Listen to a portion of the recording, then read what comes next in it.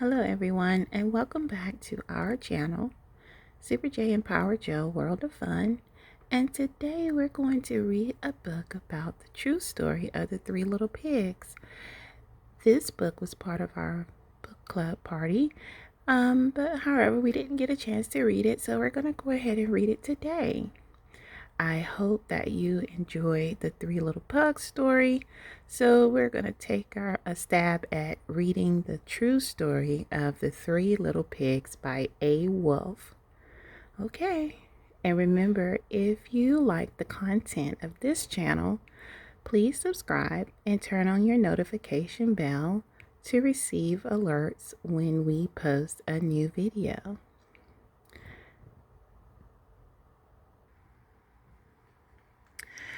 Everybody knows the story of the Three Little Pigs, or at least they think they do, but I'll let you in on a little secret. Nobody knows the real story because nobody has ever heard my side of the story.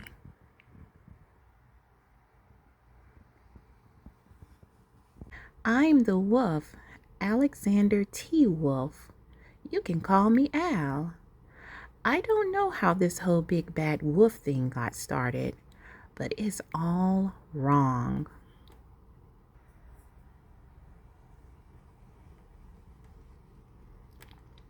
Maybe it's because of our diet. Hey, it's not my fault wolves eat cute little animals like bunnies and sheep and pigs. That's just the way we are. If cheeseburgers were cute, folks would probably think you were big and bad too.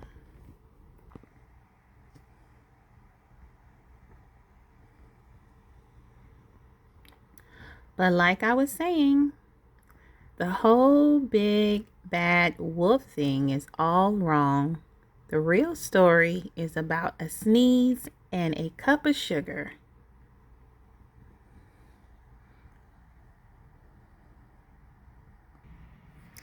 This is the real story. Way back in once upon a time, I was making a birthday cake for my dear old granny. I had a terrible sneezing cold. I ran out of sugar.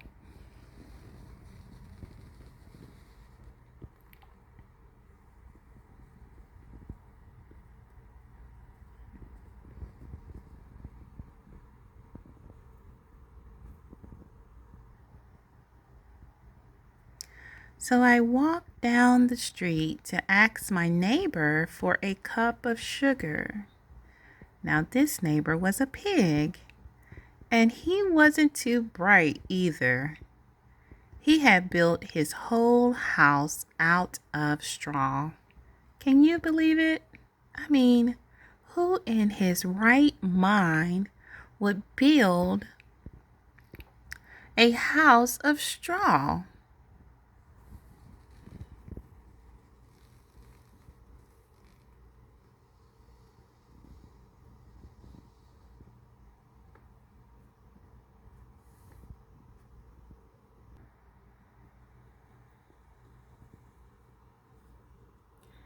So, of course, the minute I knocked on the door, it fell right in. I didn't want to just walk into someone else's house, so I called, little pig, are you in?" No answer. I was just about to go home without the cup of sugar for my dear old granny's birthday cake.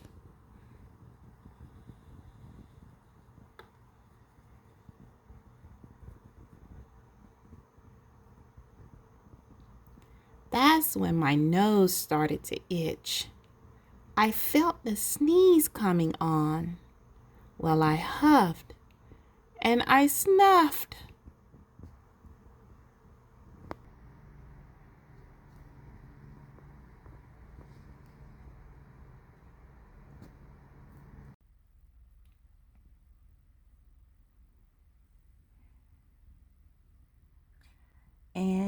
I sneezed a great sneeze.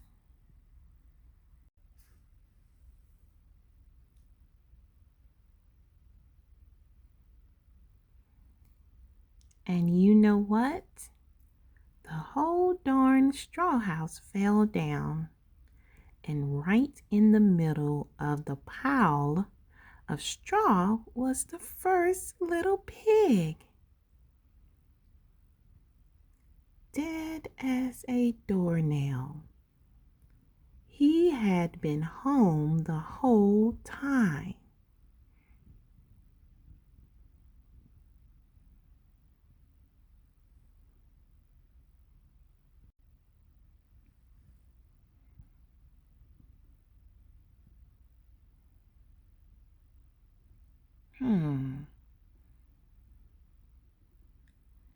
It seemed like a shame to leave a perfectly good ham dinner lying there in the straw. So I ate it up. Think of it as a big cheeseburger just lying there.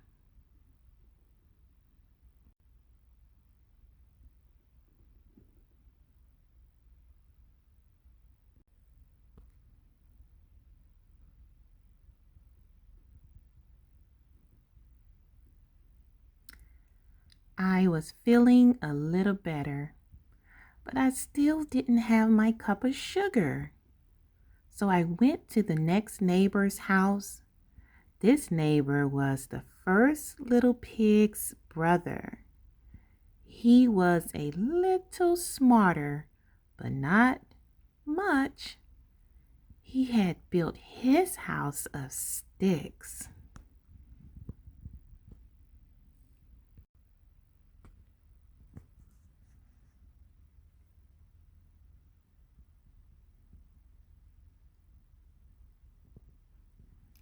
I rang the bell on the stick house.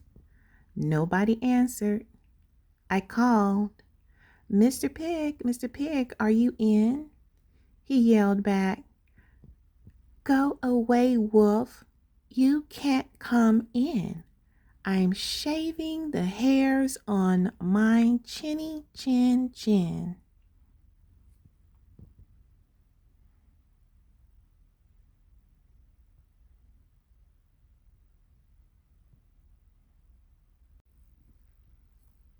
Hi, Belle. Do you want to tell the audience what happened next? Sure. I had just grabbed the doorknob when I felt another sneeze coming on. I huffed and I snuffed and I tried to cover my mouth, but I sneezed a great sneeze.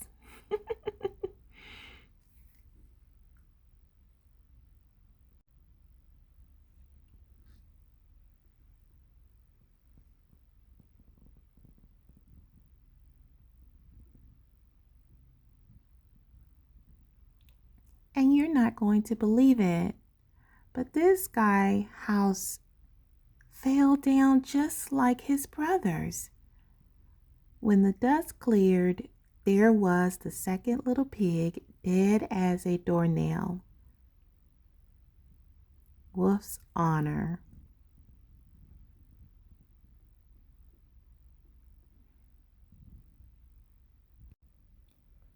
Now, you know food will spoil if you just leave it out in the open. So I did the only thing there was to do. I had dinner again. Think of it as a second helping. I was getting awfully full, but my cold was feeling a little better. And I still didn't have that cup of sugar for my old dear granny's birthday cake. So I went to the next house, and this guy was the first and second little pig's brother. He must have been the brains of the family. He had built his house of bricks.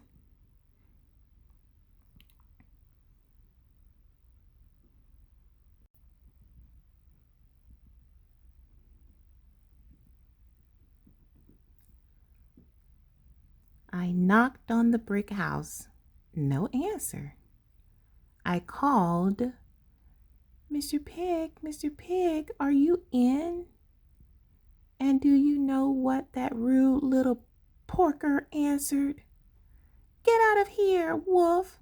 Don't bother me again.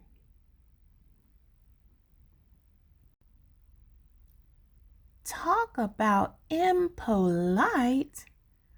He probably had a whole sack full of sugar, and he wouldn't give me even one little cup for my dear sweet old granny's birthday cake. What a pig! I was just about to go home and maybe make a nice birthday card instead of a cake when I felt my cold coming on.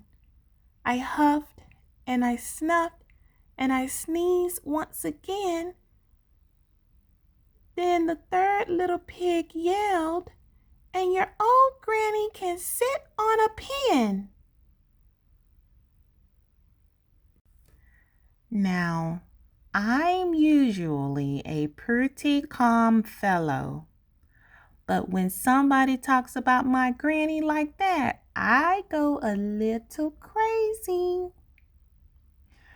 When the cops drove up, of course, I was trying to break down this pig's door. And the whole time I was huffing and puffing and sneezing and making a real scene.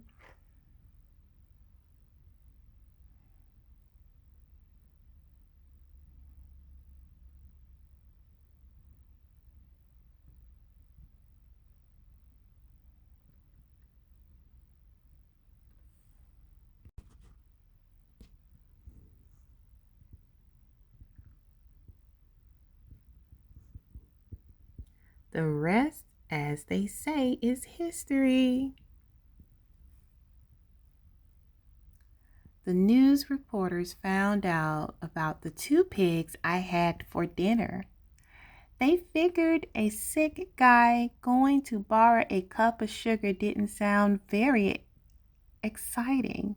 So they jazzed up the story with all of that huff and puff and blow your house down, and they made me the big bad wolf.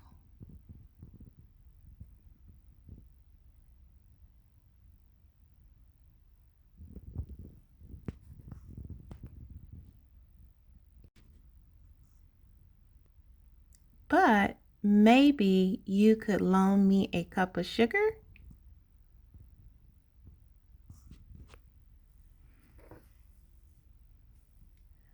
Oh no, Belle, what do you think happened?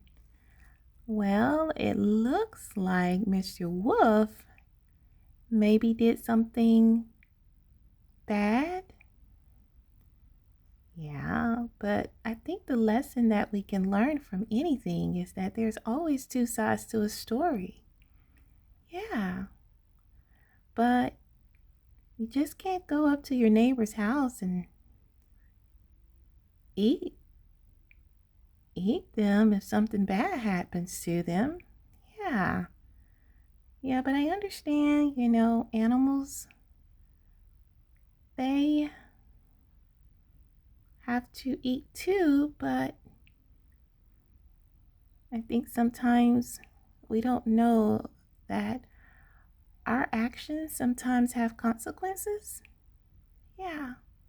So we just have to be very nice and polite.